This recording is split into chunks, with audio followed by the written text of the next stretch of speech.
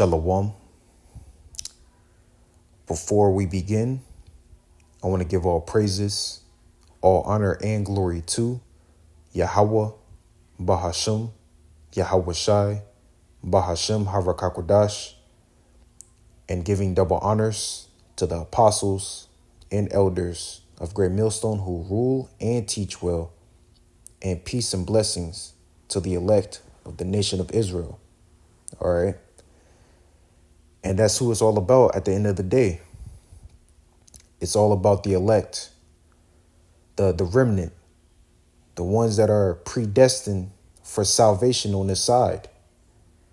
All right. And we're coming to a time period which is known as Jacob's trouble, a time like never before, perilous times.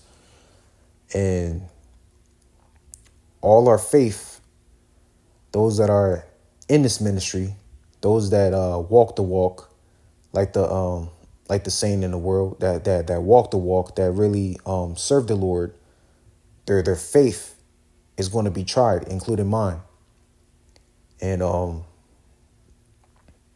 this has been a topic through the Spirit that the Lord has been having me ponder on. All right.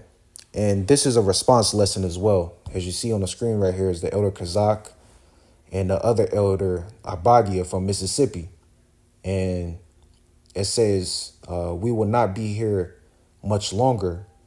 Abba Yahweh, which Abba is Father, will not allow you elect to crash out. And the Lord is speeding up the time of our captivity. As you see, there's many signs and tokens that are taking place in these latter end days to show that we're at the end of Esau's reign. And that, the kingdom is going to be given over to the saints. But as the scripture says, let's go ahead and get it. In Acts, the 14th chapter, verse 22. There's only one way to inherit the kingdom. And I'm going to get another precept in a second. Acts chapter 14, verse 22. Confirming the souls of the disciples and exhorting them to continue in the faith.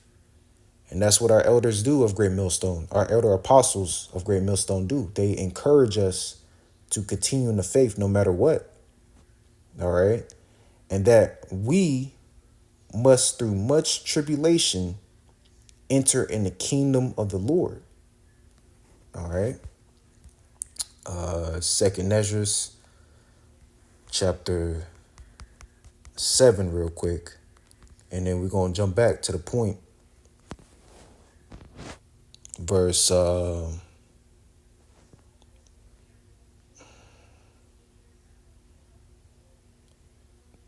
all of this is good, man, but I'm going to put it at verse 4. But the case, Salakia, but put the case, the entrance were narrow and like a river. Who then could go into the sea to look upon it and to rule it? If he went not through the narrow, how could he come into the broad? There is another thing. A city is builded and set upon a broad field and is full of all good things. Okay, the broad is talking about the kingdom of heaven. The narrow is the straight gate, all right, the path of difficulty that all of us, including the elect, have to take to get to the kingdom. All right, that's a part of prophecy. The entrance thereof is narrow and is set in a dangerous place to fall, like as if there were a fire on the right hand and on the left hand, and on the left, a deep water, which water and fire are both purifying elements. Okay. And one only path between them both, even between the fire and the water, so small that there could but one man go there at once. And each and every brother and sister that's in this ministry have their own walk that they have to walk, man. their own path, their own hell, their own adversity that they have to catch while being in this truth. And that's the only way to inherit the kingdom of the Lord. Okay. So again, going back to the title of the elders out of Mississippi, we will not be here much longer. Abba Yahweh won't allow you elect to crash out. Okay. So as you see right here is the dailystoic.com, and it says 20 Stoic quotes on handling adversity. Okay. And the true men of the Lord are the true Stoics, man. That deal with adversity. They're disciplined. And like Elder Apostle Tahara likes to say, man, if you're an Epicurean, you're not in the right frame of mind, man. Which I think Epicurean goes back to loving pleasure, man. So anyway, man. One of the quotes right here says, "Fire is the test of gold, adversity of strong men." And that comes from the scriptures, which we're going to go ahead and get in a brief second. And there was something else I wanted to speak on too during the lesson. The word fortitude, I'm going to get that. Misfortune is virtue's opportunity. That's by Seneca. Constant misfortune brings this one blessing. To whom it always assails, it eventually fortifies. Oh, that's perfect right there. We can get that definition. Hold on. I want to see what fortify means first.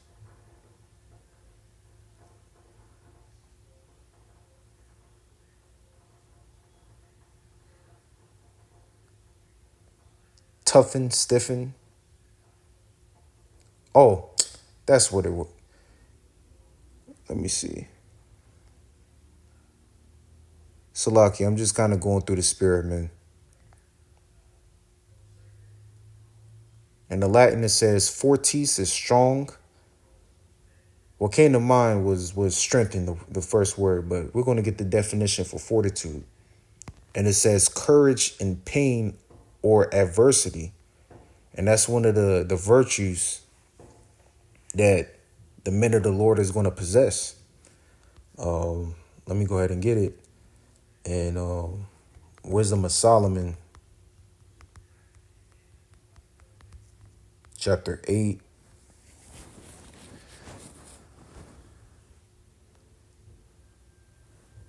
Verse 7. And this whole chapter is going into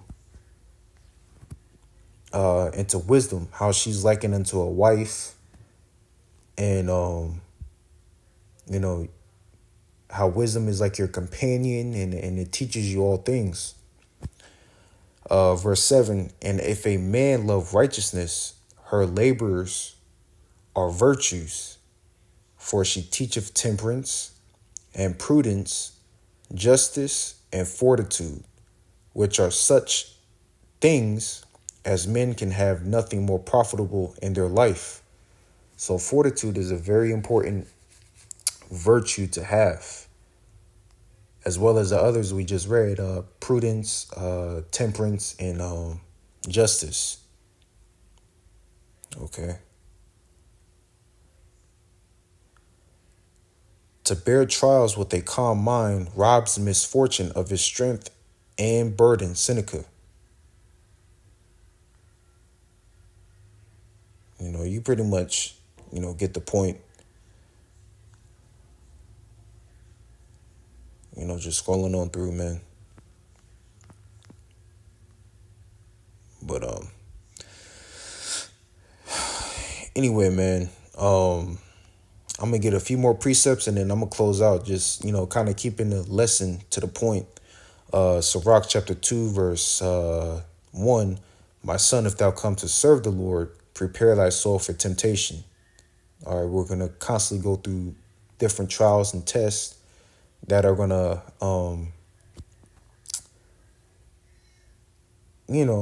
that is it's all a part of the truth. You think about Job, our forefather. His if you go into the Hebrew, his name means persecuted or hated, and he lost his wife, he lost his kids, he received ailments. He received a lot, man. But anyway, man. Verse 2, it says, set thy heart aright and constantly endure. We got to constantly endure in this truth and make not haste in the time of trouble. And that's very important. Speaking to myself first and foremost, making not haste. The elder out of Atlanta, my Tazawam, made a lesson about a month ago about learning how to sit in the fire and not making haste, man. Verse 3, cleave unto him and depart not away, that thou mayest be increased at thy last end. Whatsoever is brought upon thee, take cheerfully, and be patient when thou art changed to a low estate. Here's the point, for gold is tried in the fire, and acceptable men in the furnace of adversity. So we're that gold, all right? And only acceptable men can go through that suffering, that tribulation. All right. Which leads me to this scripture right here. 1 Corinthians chapter 3, verse 11.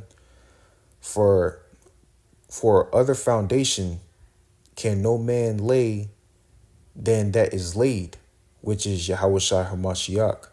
Now, if any man build upon this foundation, gold, silver, precious stones, wood, hay, stubble. For every man's work shall be made manifest, for the day shall declare it, because it shall be revealed by fire, and the fire shall try every man's work of what sort it is. And we definitely want to be of the precious stones, the gold, silver, and precious stones, man. All right, we don't want to be wood, hay, and stubble, because wood, hay, and stubble, they burn out, man. And we have to endure unto the end. If any man's work abide which he have built thereupon, he shall receive a reward. Okay, let me read this in the notes, see what it says. It says, if the work survives, the builder will receive a reward. The elect, some received 30-fold, some received 60-fold, some received 100-fold. All right, that's what it matters. All right. So pretty much that's all I have through the Spirit, man. I just really wanted to do a response lesson, a quick one through the Spirit.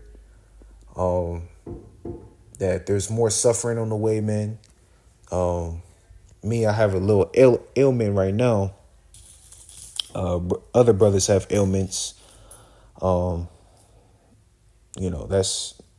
a part of the truth, man. But, you got to keep pushing forward. You got to keep pushing forward, man. The Lord's work has to be done. But I hope your brothers and few sisters were edified through the Spirit and power of Yahweh Bahashim Yahushai. And I want to say all praises to Yahweh Bahashim Yahushai. Shalom.